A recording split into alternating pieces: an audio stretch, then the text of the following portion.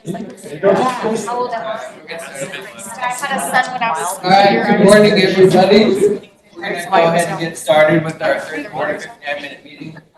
Our speaker today is the CEO of Valley Regional Transit, Elaine Clegg, and she's also on the National Amtrak Board. She was nominated to that board in December 2024, confirmed at that time. She's also a native Boisean, born and raised.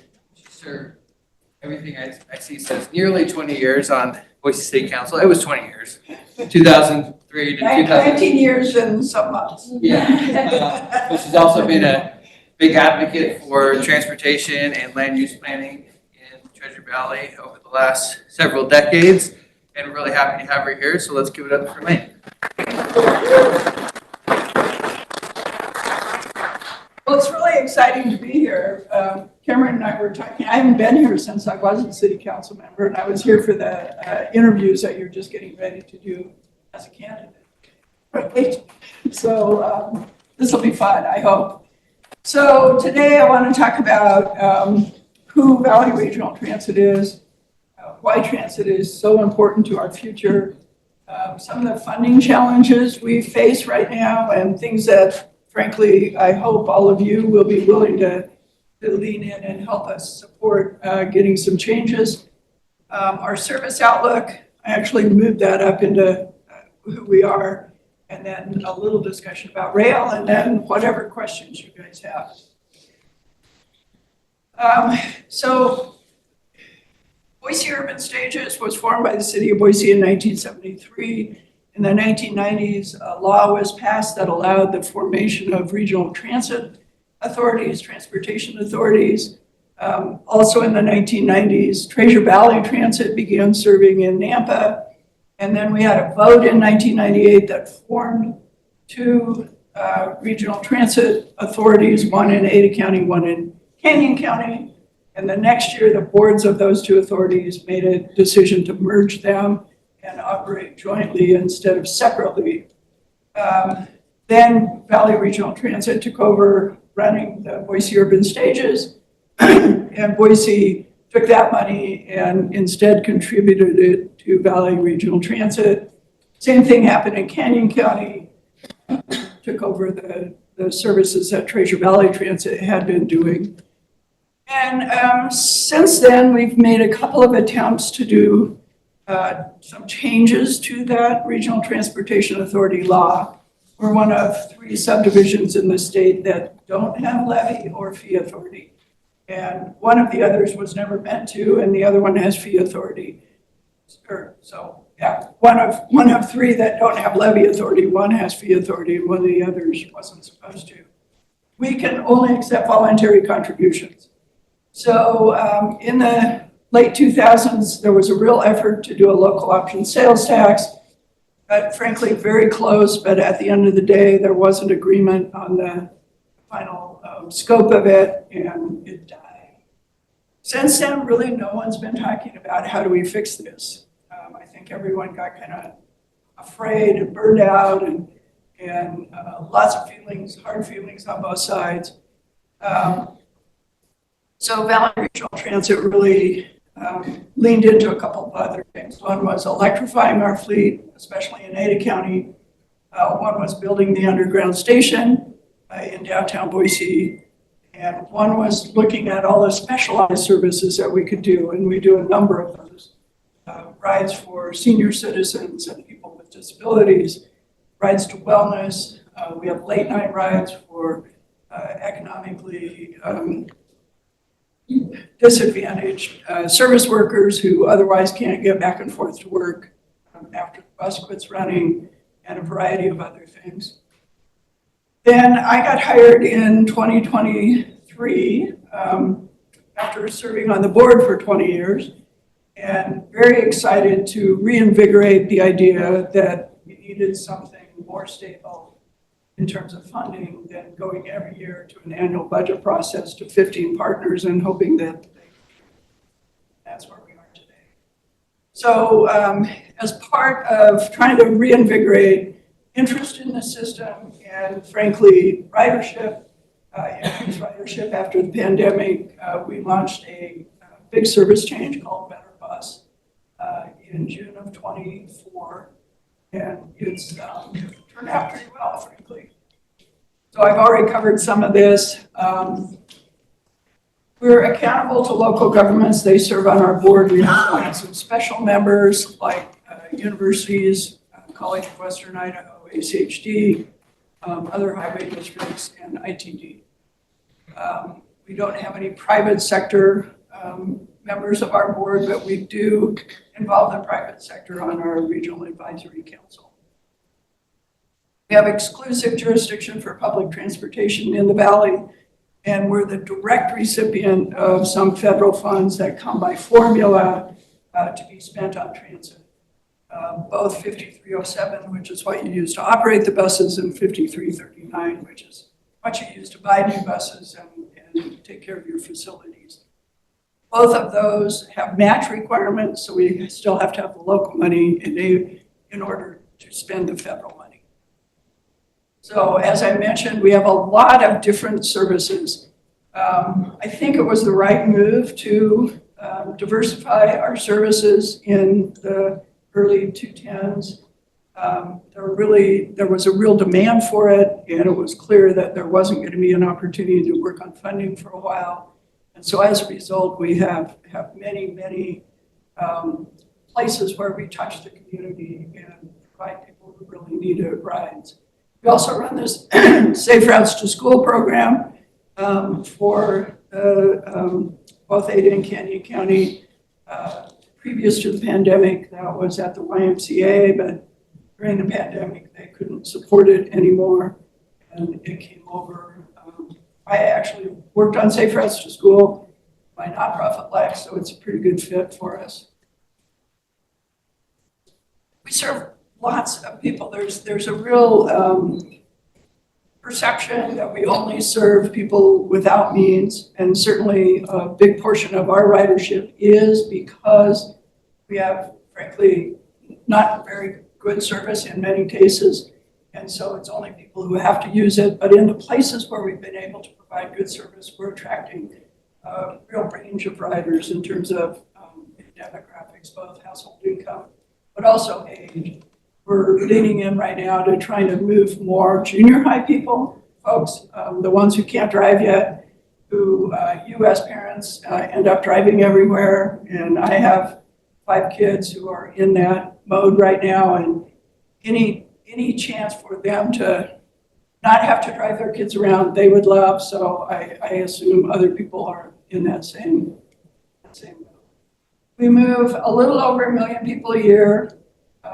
Total, that sounds like a lot, but frankly, Spokane moves 10 million people a year with about 3 times more service than we have. And that's the interesting thing about transit. Ridership is exponential growth as you provide better service. You don't just get the same number of riders for the service you provide, you start getting more and more.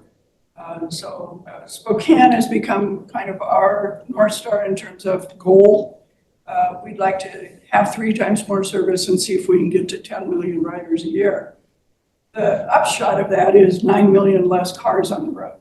So remember that, it's not just because we want to grow the bus system, we really want to make life. We did a big survey when I first came on board, and overwhelmingly, I was surprised at the percentages. In the 80% in both counties said we want more buses, we want better buses. Are you willing to pay for them? Again, overwhelmingly, people said yes.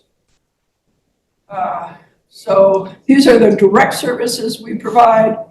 Fixed route are the buses that run on schedule on an identifiable route. Demand response is a number of different services. It means anything where you have to schedule a ride.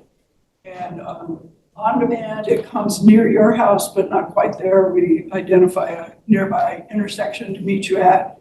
On the BRT access and beyond access, it comes to your door, delivers you to the door, because those are qualified rides for qualified riders. This is our service area. It actually is bigger than this, but this is what we're serving right now, given the resources we have. So the white is what's called our Beyond Access service area. Beyond Access is older adults and persons with disabilities. They can schedule a ride anywhere within that service area. It doesn't cost them any money because it's supported by AAA funding, although that got cut in half this year. So we're kind of struggling trying to figure out how to make sure that we keep that service running as well as it does. It's been enormously popular. Previous to us creating this, there were 12 different service providers in 5 different zones that did these rides, and you couldn't move between zones. And there were 12 different numbers to call to schedule the ride. So people have really identified with this and learned, hey, I have kids in Boise. It used to be they had to come pick me up if I wanted to visit. Now I can get a ride to them. I didn't used to be able to do that. So people are pretty excited. The yellow is access service. So if you're disabled and within 3/4 of a mile of a fixed route and you qualify for it, we'll pick you up at the door and take you to the door of anywhere within those 2 yellow zones. That's a federally required service. And then all the lines, the blue is the on-demand services in Canyon County. So again, in that area, you call, we'll pick you up at a nearby intersection, drop you at a nearby intersection. And then all the lines are the various routes we have. You'll see various colors. Green means 15-minute service most of the day. It's not all day, but at least 6 hours a day. The bus comes every 15 minutes. In the case of State Street, it's almost 9 hours a day. We're looking to increase that on both Fairview and Vista. These are the services where you can walk out there, not look at a schedule, and know that a bus is coming. And so these are, by 15-minute service, you get to a point where people are more confident in just using the system without worrying about schedule. The blue routes are fixed route either every 30 minutes or every hour. Interesting thing about that one big blue route that comes all the way into downtown, we used to have 2 routes that came from Caldwell. One went to the mall, one went to downtown Boise. They ran at various hours and they were only peak hour. One did every 30 minutes and then every hour. One did every 45 minutes and then every hour and a half. Nobody knew when anything was coming or where they were going to be. So we combined those 2 into one route. It's still only once an hour, but it is once an hour, all day. So if my stop is at 42 minutes after the hour, I know all day long it's going to be at 42 minutes after the hour. And that reliability has doubled the ridership on those 2 routes as a result. So we're looking to find those things that we can be the most efficient at with that little bit of money we have. So can you go from Caldwell to Boise on a? Say that Can again. you go from Caldwell to Boise on a bus? Yes. Yeah.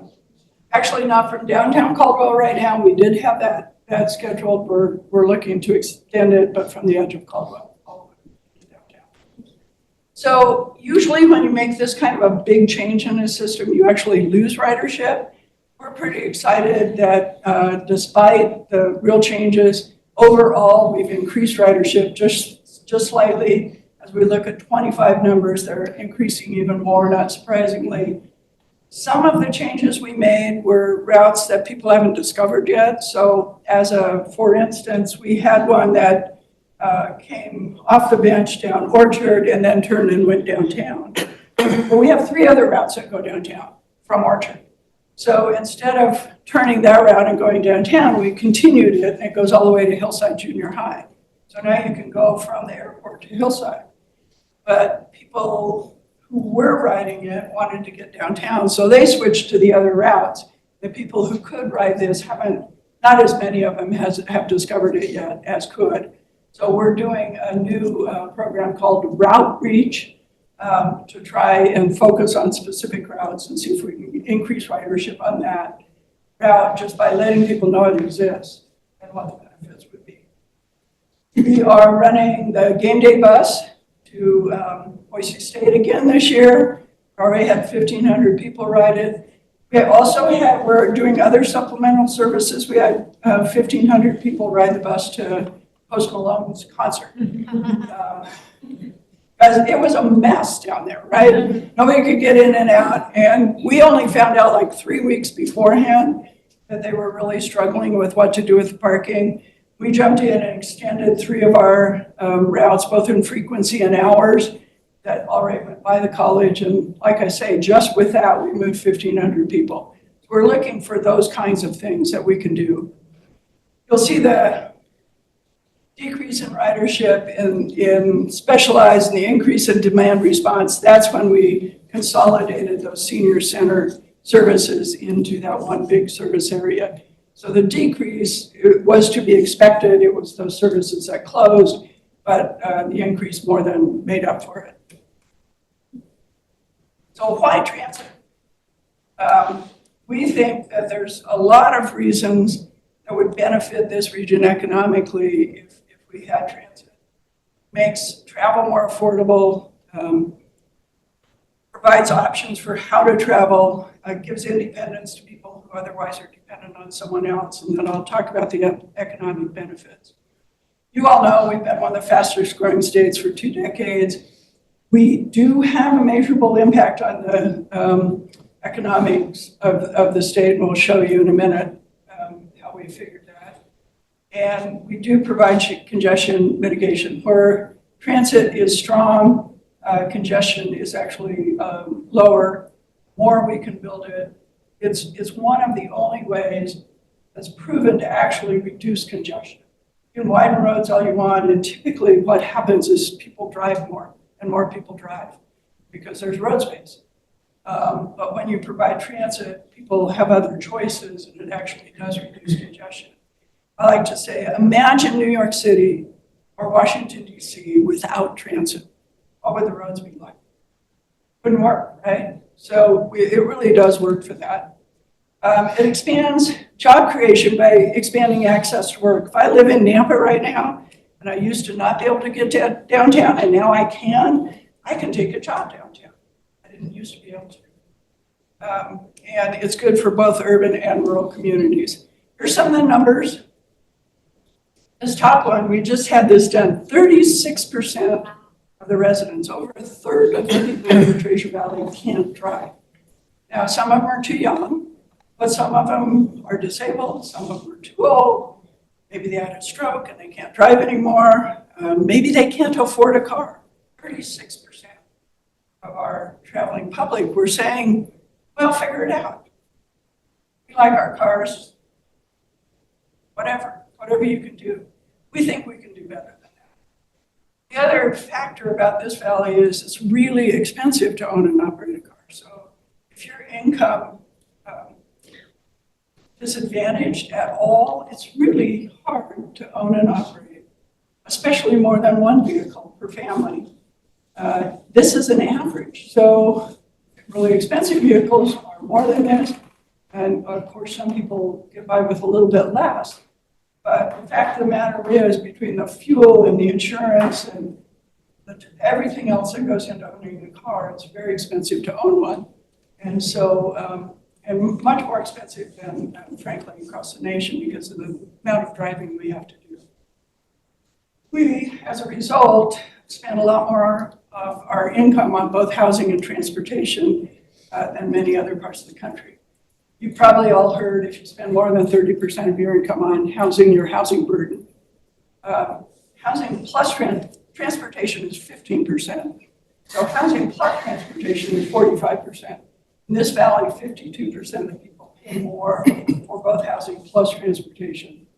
The cost is 52%. So I think the interesting thing for realtors is, to the extent that we can lower the cost of transportation, we put more money in people's pockets for housing. If I'm only spending 10% on transportation, I can spend 35% on housing and not be burdened instead of 30%, for instance. I think there's a real opportunity here to increase market by lowering the cost of transportation.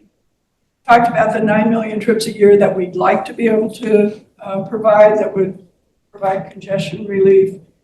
And then the economic benefit, I'll talk about that in just a moment. $3 produced for every dollar invested. So congestion mitigation right now, the annual commuter cost in this valley is $268 million collectively. We lose 362,000 hours of productive time stuck in traffic, and we use 4.5 million gallons of gas that we don't need to. That produces a whole bunch of excess CO2. We've been pretty good with inversions for the last 20 years. I don't know how many of you remember the inversions Well, before yeah. that. Yeah, How can yeah. you forget those? We reduced that by a lot of things, but not typically by transit. We did it by, more energy efficient cars, by doing some things with agriculture and VOC production, all kinds of stuff. But we're now at a point, and I'm looking out the window here, and it's starting to happen again. And over the next few years, if we don't do something, I think those inversions are going to start hitting us again.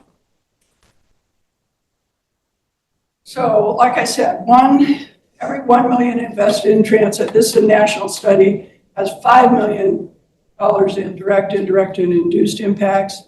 And these are the numbers how. In this region, we didn't look at all of the impacts. We looked at only the ones that were directly induced by the money we were investing. And so in this region, for the $21 million that Valley Regional Transit invests in this region, we produce $53 million of economic impact. And we think it's a pretty good ROI that we should be interested in. We think it could be higher if we invested more. So let's talk funding for a minute. Right now, as I said, we're the recipient of those federal funds, but we have no dedicated source of local funds. We also make sure that we're being fair to our partners because they're the ones contributing to us by doing what we call a cost allocation method that says, this is the amount of service we're providing for you, this is how much it costs, here's the assessment we'd like you to contribute to us if you want to continue having that service. We also directly generate revenue with fares. That fare money is increasing. We also have auxiliary revenue, which comes through advertising and memberships. And big organizations, big employers are many of our members. And if your organization is a member, you can get a yearly pass to ride transit for free, and your organization pays us a yearly amount per person who has those passes. So we are now at a point where we generate about $2.5 million a year through auxiliary and directly generated funds. We just took over the bus benches. We're going to produce another 400,000 this year that we didn't have last year as a result, for instance. So we're looking at everything. I'm trying to dig under every rock I can find to figure out how we can get more funding. These are the kinds of federal funds we get. I mentioned the formula ones. The 5310 is what we use to pay for the older adults and persons with disabilities. We get some block grant money from Compass, and then we apply for discretionary funds through a lot of programs, Build, was raised, low and no emissions, and more bus and bus facilities, that 5339. That's the money we've used to build Main Street Station, to electrify the fleet, to electrify our base in Orchard, to now electrify Main Street Station. Soon we'll be using it to really lean into renewed natural gas in Canyon County, and then using some of that funding to buy some more new compressed natural gas buses. Electricity in this region, if diesel's 100, electricity is about a 15 or 20 in terms of emissions. Renewed natural gas is only at about 30. Conventional natural gas is 65 or 70. So moving to renewed natural gas and really leaning into that, we think is a good bridge while we figure out what is the energy future. Is it going to be electricity? If it is, how do we get there? Is it going to be hydrogen? Is it going to be something else? We didn't want to put all our eggs in one basket, but we wanted to reduce emissions as much as we could. So that's why we're leaning into RNG right now in Canyon County. So what about our peers? How are they funded? So STA is Spokane Transit, Tucson Lane, Utah Transit. As you can see, they all produce more revenue hours than us. All of them have spend more on operations per capita and capital per capita than we do. And by quite a bit, not by just a little. So for a region this big, we're the biggest metro region in the country that doesn't have a dedicated funding source. We're the only state in the country that doesn't have either state or local dedicated funding. And we think it's time to fix it. So other states do a variety of things. Some do property tax, some do income tax, some do sales tax. We've been told sales tax is a really hard lift here. We think income tax is even harder lift. So frankly, we're talking about, would it make sense to just treat us like every other political subdivision, sewer districts, fire districts, library districts, and let us run a ballot referendum to see if people are willing to pay a little bit of property tax to fund us. So that's the conversation we're having. I just talked about all of those. Federally, there's some things that are happening that we're also working on. The federal reauthorization includes highways, transit, and rail. It's reauthorized every year. Every 5 years, it comes up in September of 2026. Probably will get extended beyond that before it finally gets passed, but lots of policy changes typically happen every 5 years. So we're proposing a couple that are new-ish. There's been a lot of talk about reform in environmental processes over the year. I think this is finally the time when some of it's going to happen. And this isn't to hurt environmental causes. As an example, when we did the big bus change, we had to install 70 signs in right-of-way that previously hadn't had signs in it. We have a NEPA that says we can run a bus on any right-of-way in either county, but that NEPA doesn't apply to the other infrastructure we need to run that bus. So we had to apply for a NEPA to put signs in the ground in disturbed right-of-way, that we didn't have to buy anything new, that I could only put the signs 32 inches deep because there's utilities underneath. And it took almost a year and 9 months to get that approved. And that's crazy. I'm sorry, I don't know what NEPA is. Oh, NEPA is the National Environmental Protection Act. Okay. And so it's designed to do, I mean, we were doing some really awful things, especially with transportation, paving over wetlands, doing all kinds of stuff that really were not good for the environment. But it now has gotten to the point where bureaucratically it stops us from doing things that we really need to do.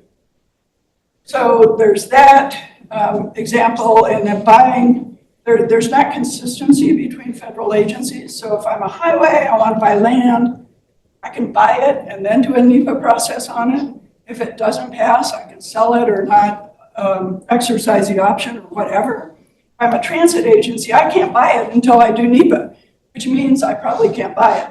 Because by the time I do the NEPA, they've sold it to somebody else, or the price is so high I can't afford it. So those are things that we're asking for, the kinds of things that just are common sense. This next one is a big deal. Right now, if I'm a highway district or state highway department and I use federal funds, I only have to spend about a third of the money that it would take otherwise on local match to spend that federal fund. So as an example, most capital projects are 20% local, 80% federal. In Idaho, it's 7 1/3 local, 92 2/3 federal. But if I'm a transit agency, I'm still paying 20/80 because when that policy was enacted in the 1950s, transit was all state and local, and rail was all private. And so they only put it in Title 23, which is highways, and not in Title 49, which is transit and rail. So we've asked that it be inserted into Title 49. We've got support from our delegation, Senator Risch and Crapo, Representative Simpson, Fulcher hasn't signed on yet, but he knows about it and is interested. Senator Sheehy in Montana is on the Germain Committee, may carry it for us. So this is one that could make a huge difference. Suddenly, overnight, I could probably provide twice as much service and build twice as much stuff with the money we have currently. So we're working hard on that. These are sort of the typical things that you ask for in reauthorization: continued support for transit and continued funding in that 5339 pot, so I can buy new buses when I need to. In Idaho, as I said, we think transit needs direct, consistent, stable funding. We're talking about leaning into a property tax. And here's the thing, we're not asking the legislature to raise taxes. We're asking the legislature to treat us the same as they treat every other political subdivision, so that we can, if we choose and our board chooses, do a referendum and ask all of you if you want to raise taxes. And it doesn't pass unless we get 66 and 2/3 vote. So it doesn't pass if it doesn't make sense, right? It doesn't pass if people don't think it's the right thing to do. So we think we're only asking for what's reasonable, and we hope that maybe you could join us in the voice asking for that. These are our national partners. We also have a state partner, Community Transportation Association of Idaho. We started a Transit Day at the Capitol with them last year. We'll have our second one this year on February 12th. I'll make sure Cameron gets information about it. We'd love to have some of you participate if you're interested. I know I'm getting there. You got time. You heard something about rail, probably. Yes. I was nominated to the Amtrak Board in the summer of '24. Long story short, Senator Risch was particularly important in making sure the Amtrak nominations got confirmed on December 20th of this year. Kind of an odd pairing, but Chuck Schumer is the one who created room for it to happen, and I frankly believe that Senator Risch was the one who pushed it over the finish line because he found the Republican votes to support it. So, kudos to him. As a result, I'm on the board. I've attended 5 board meetings so far and 3 train rides. We've launched a new service in New Orleans called the Mardi Gras. I went down to it. We've launched the Next Gen Acela, which is the fast train between between Washington and Boston. And people are loving it. It's a beautiful train. And then I also went on a long distance train ride just so I could understand some of the challenges of long distance. So I flew to Kansas City and rode all the way to Los Angeles on a train. We are overseeing, we've already are working on $16 billion or $8 billion in capital projects, and this year's budget includes another $8 billion. These include things like replacing a tunnel that was built during the Civil War, a bridge that was built in 1895, a station that hadn't been renovated for 45 years. These are really important things to make sure that the trains we do have that are running and running well can be even better. Passenger rail can be really important. I think it can be a really important thing for this region. Long distance service could go from either Seattle or Portland to either Denver or Las Vegas. In Salt Lake, you could connect to either Las Vegas or Denver, depending on which way it goes. It would give people in this region a lot more choice in how to travel, especially as we age. I don't know about you. I don't think I ever want to drive over the Blues again in the winter. I don't have to. If I could ride a train, I would do it in a heartbeat. In addition, we're applying for what's called a Corridor Identification Program Development Project to look at service between Boise and Salt Lake, which is called state-supported service. Right now, we don't have state support to do it. We have state support. We don't have funding to back that up. So if we get much further, we're going to have to talk to the state about whether or not they're willing to do that. And then most importantly, regional commuter service. we can mitigate congestion on the freeway. We're certain of it. We've done a study called a Planning Environmental Linkages Study. It shows it could be successful. 80% of the people who commented on the study said rail was the best choice for that. It would go from Caldwell to Micron. Later, it could go to Mountain Home or further west. If it's successful, we'd have to negotiate with Amtrak to make that happen.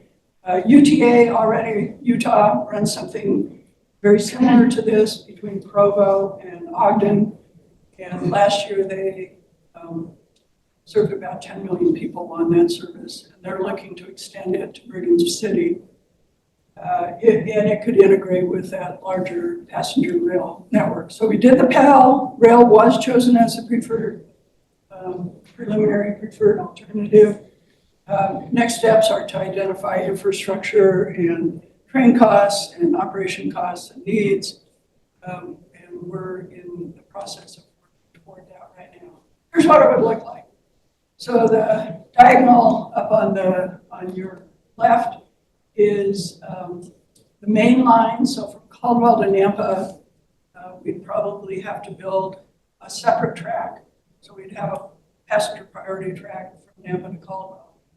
But in Nampa, a short line takes off, and that short line does move freight, and we think it can move more freight. We're not trying to inhibit freight movement at all. We think that we can actually help it. But that short line moves right through the middle of the valley. And collectively, these stops that we've identified are within 2 miles of 68% of the jobs and 58% of the population in our region. It's the best located, potentially most productive commuter rail route I've seen anywhere in the country. And people are very excited about it. Our challenge is going to be Union Pacific. They say, well, we are interested in moving freight. Well, we know that. We want to help you move more freight. We think we can move both. There's examples all over the country of where it happens. So I'm committed to that. We've started conversations with the upper level of Union Pacific has known about this for years, but it's never gotten to the top. I think it needs to get to the top. So I'm working right now to do just that. And with that, I'd love to answer questions.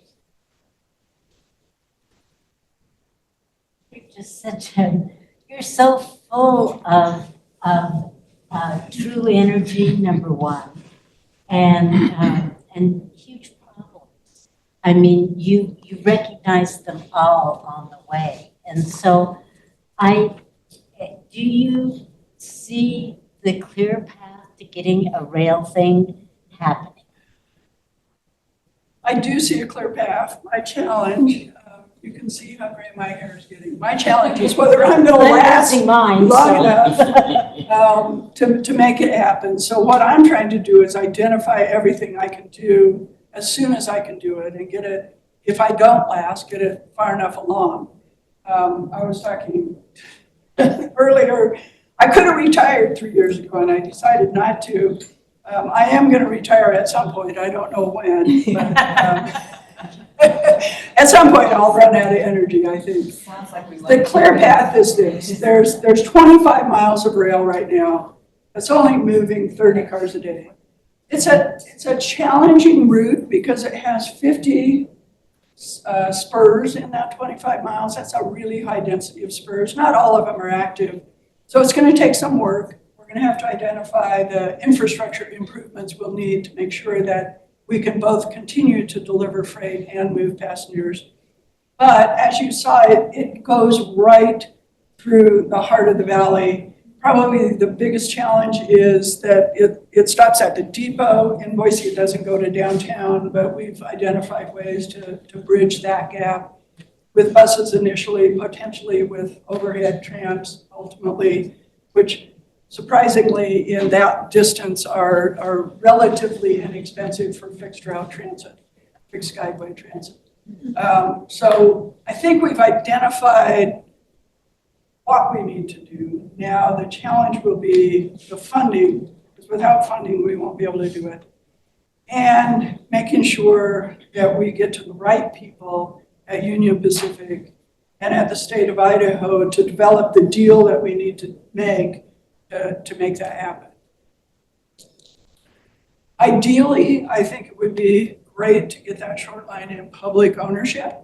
That doesn't mean not moving freight on it anymore. It doesn't mean that Union Pacific wouldn't earn profit from that freight. It just means that then the public could plan for and really make the improvements that they want and need on their timeline and not on Union Pacific's. So the sooner we want it to happen, the better it would be if it were in public ownership. But absent that, there are examples all over the country of other kinds of deals with Union Pacific and others to run it. There's the Capital Corridor in California, which runs from Sacramento to San Francisco. It is still owned by Union Pacific, but a consortium, including what's called the Capital Corridor Commission, buys into an operating program that operates it. So instead of Union Pacific operating it, this joint powers agreement does. And it works very well. It moves 82 passenger cars a day and I think 18 or 20 freight rail trains a day. So if we, what I'm trying to do, I guess long answer to your question is, can it happen? Yes. I'm trying to identify all the ways in which it could happen. And I told this story at my confirmation hearing.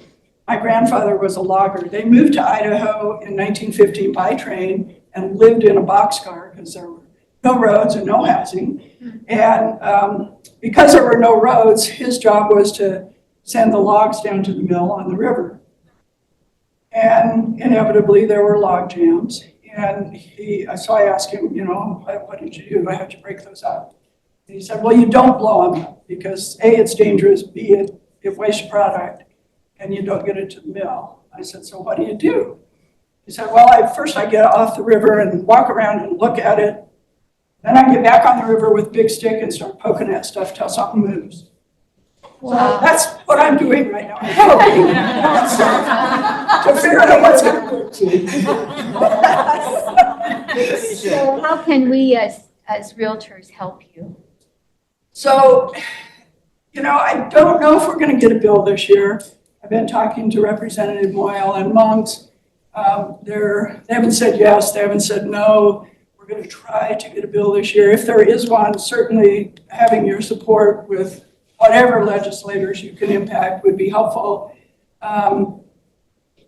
Absent that, just talking up the fact that there's still a lot of noise out there that transit doesn't work, that we don't need it in Idaho, that Idahoans won't ride it, all of which I've dispelled over time. I ask people, so when you travel, do you rent a car in such and such a city? Well, never. Why would I do that?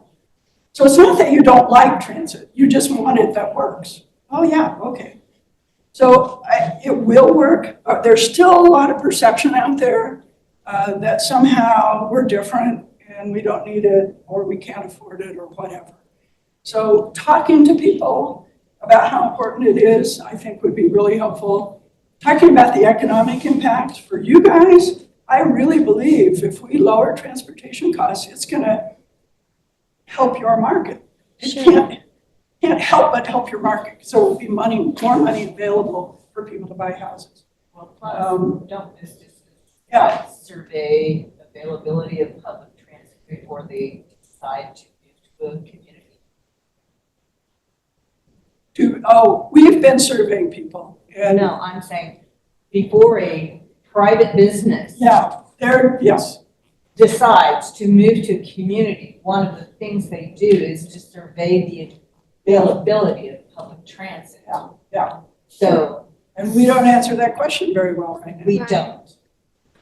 And it's going to cost billions to widen the freeway, so why not spend some of it somewhere else, right? I just had several questions. Sure. Do we have a projected timeline about when we could possibly get the rail in? Is there any projection, even a rough one? So I've told my board I'm good for another 5 years and I want to see the trains run. That's a really, really aggressive timeline. But in service of that, I've done a couple of things. So we're starting to work on a package of grant investments that we think might help Union Pacific understand the value of it and create value for them while still creating public value that maybe could be part of the deal. I have identified some trains that we could get, some probably in 4 or 5 years, for very low cost because they'll be used trains, but trains are train, right? Trains last a long time. I've identified we've begun to identify ways that we could maximize the use of the corridor to actually produce income. So there's a program called RIF where you can use federal money as a loan, as a bond, and you can bond it at treasury rates. And because it's treasury rates, you can usually create a capital stack that creates more income than if you didn't use it. And that it's how Hong Kong and Japan pay for their train by doing these real estate investments. So we're looking at that. I'm trying to identify the ways that we can move it forward quicker and easier. So 5 years is my low marker. If it doesn't happen in 10 years, shame on us. So it's hard not to ask you personal questions because you have so much knowledge, but I'll save that for after. That's okay. That's okay. I have 3 more questions really quick. The first one is Transit Day. I wanted to know what was going to happen there and why it would be important for River to show up. And the second one is thinking about some little children who were recently homeless and now live in a different area. They're going to an alternative school and they were forced to, all 6 of them, switch alternative schools. Does the safe routes work for that scenario? Because there's more and more families in that situation right now. And then lastly, requirements for on-demand service for the elderly. Okay. So on-demand service for the elderly is very simple. They have to be 6 years old. And we have a very quick process that they can qualify. The Transit Day at the Capitol is going to be February 12th from 9 to 11:30. We're going to have presentations in the Lincoln Auditorium that will be not just me, but transit from all over the state, sharing what they're doing, what the opportunities are, what we're working with. Hopefully, if we have some movement from the legislature, what the possibilities are this year at the legislature. And then at noon, we're going to have a luncheon. We don't know where yet. The Crystal Ball Room wasn't open. We tried to line it up so everything was available, but it wasn't. So we're still looking for a luncheon site, but it'll be somewhere nearby. At that luncheon, we're trying to invite as many legislators as possible. So that'll be our chance to talk to them. If you come to that, that'll be your chance to reinforce that. And then Safe Routes to School, we are leaning in right now to helping serve more schools. With the school district, we haven't done that so much with the charter schools, but we know that's the next step. Safe Routes itself is for walking and biking to school, so if it's within walking or biking distance, we could probably help, but not if it isn't. Thank you. Okay. I have a connection at the Renegade, and I'd like to talk to you about that Okay, because it's right there. And so yeah, let's talk. that All would right. be the one to tie in. I'm curious, perhaps you covered this, I was a little late. What percentage of income is generated by fares of BRT? So right now, less than 10%. And that's not unusual for a bus system of our size and our service. And the reason it's not unusual is because it's not really very attractive unless you really almost have to use it, except for those handful of routes that we've been able to make more attractive. Yeah, I get that. So So less than 10%. And so how much weight when you're applying for grants do the grantors place on number of rides per day? So when you're applying for a discretionary grant, they do ask for ridership and increases in ridership. What they particularly look for is this project going to be one that will increase ridership? And so the ones we've been successful on, for instance, are the State Street ones, where we're doing infrastructure to make that bus run competitively time-wise with cars on that corridor, or even a little bit faster. Main Street Station, because the electrification there and the better service there allows us to save money on fuel and also allows us to better serve those high capacity routes that are getting the most ridership. Right, so I'm asking, so how much weight does the grantor place on number of rides trips per You day? know, that's a great question that I don't know the exact answer to. I think it's different with every grant. Okay, When we don't get a grant, we do a debrief and they'll tell us in that particular case. But I don't know that there's an overall number. right, okay. And where I'm going with that is in Washington State, they changed to, for buses, no fare.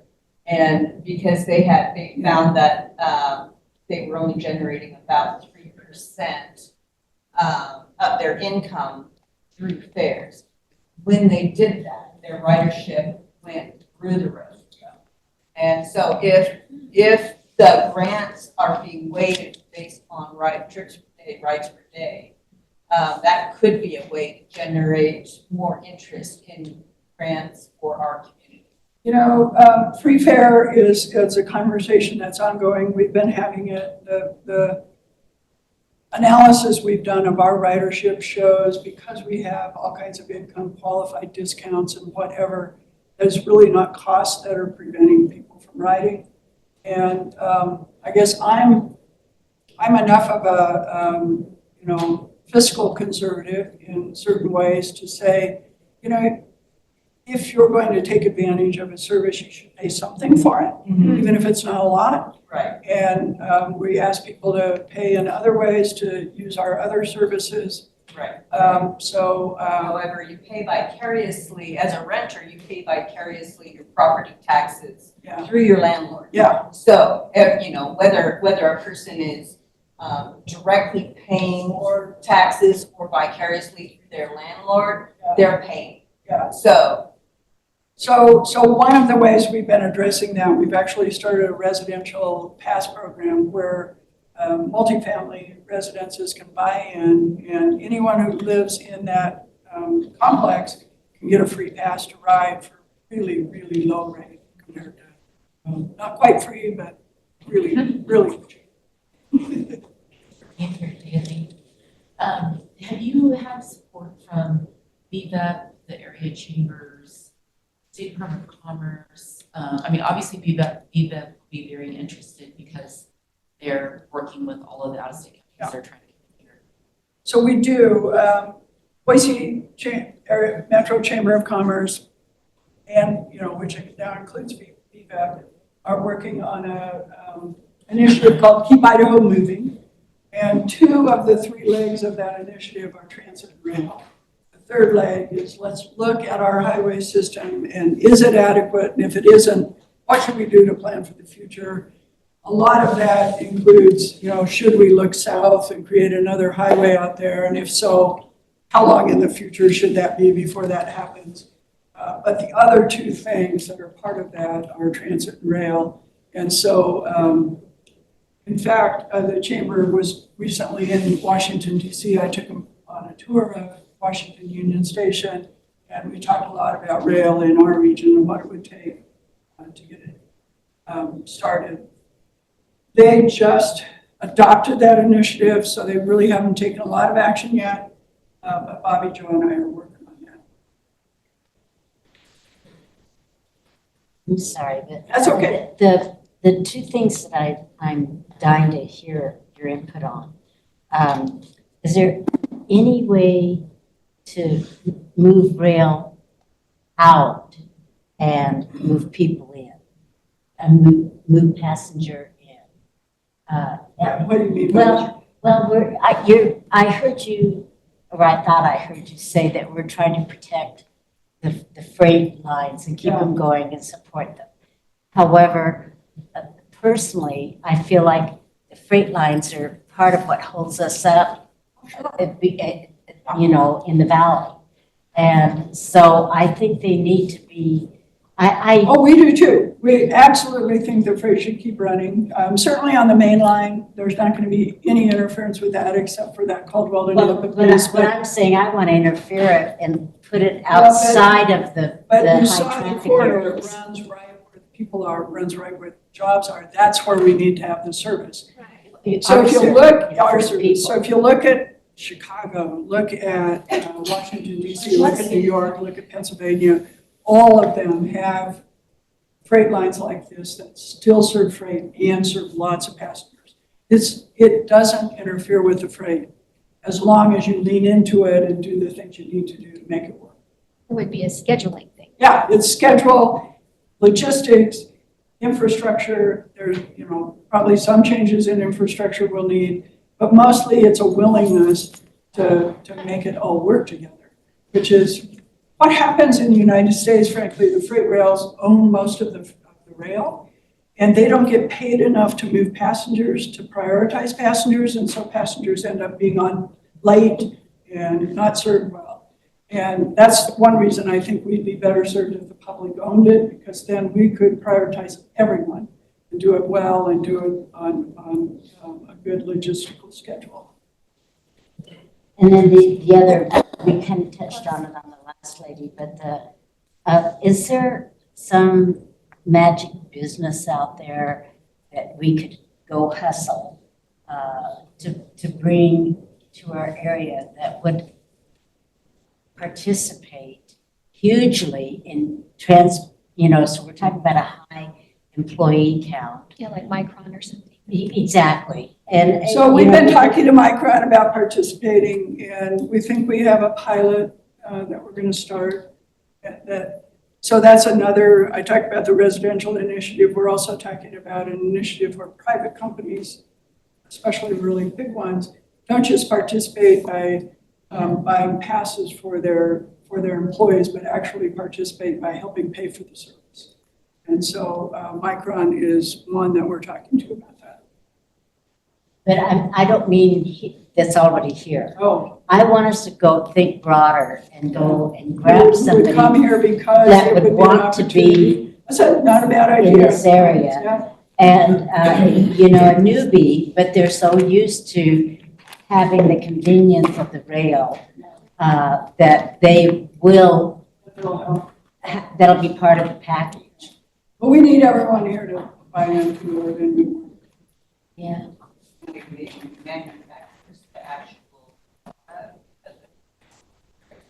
product, bring a manufacturer here. I mean, they would be logical. Okay, yeah, we're building it, let's bring it here. So the trains that I'm looking at are built in Salt Lake right now, and we've been talking to them about supply chain. And is there some of that supply chain they could bring up here? And would that help? So, yeah, absolutely. All right, we're gonna wrap up. As you can see, Elaine's got a lot of work to do. So let's give her a round of applause and thank you.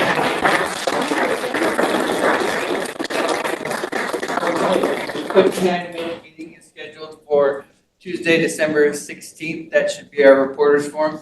And I know you guys are consistently coming to these. We need to get more attendance at these events. So if you're planning to come to that, please bring 1 or 2 people with you. Let them know that it's a free event and to get all this great information. Everybody who wasn't here today doesn't know about BRT and the push to bring passenger rail back to our valley. So thanks a lot, and we'll see you next time. Thanks for all the great questions. You were? Was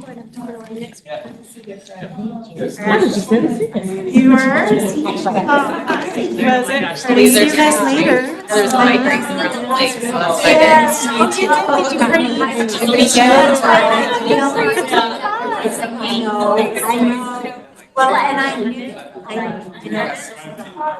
it's been many years since we've had some business together, but still. Good. I've seen you since we did, Oh, you do?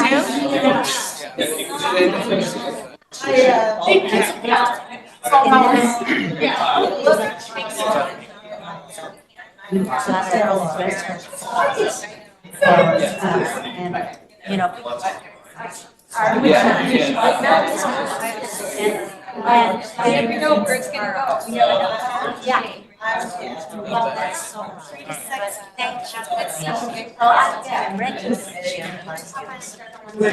Our new president of the company will be there. I always. Oh, yeah, it's earlier. And I do go. But I go. So that's where I On go. my list today, I've got flowers to do. Yeah. You know, it's time. It gets, yes. I It's know. a beautiful day to do it, right? Yeah, it Good is. to see you. Yes. Are you gonna be a? Oh, yeah, know it. Okay. We'll just. You got it. Okay. I know. He did. I pulled in the other day, that's what I missed that. Yeah. Oh, yeah.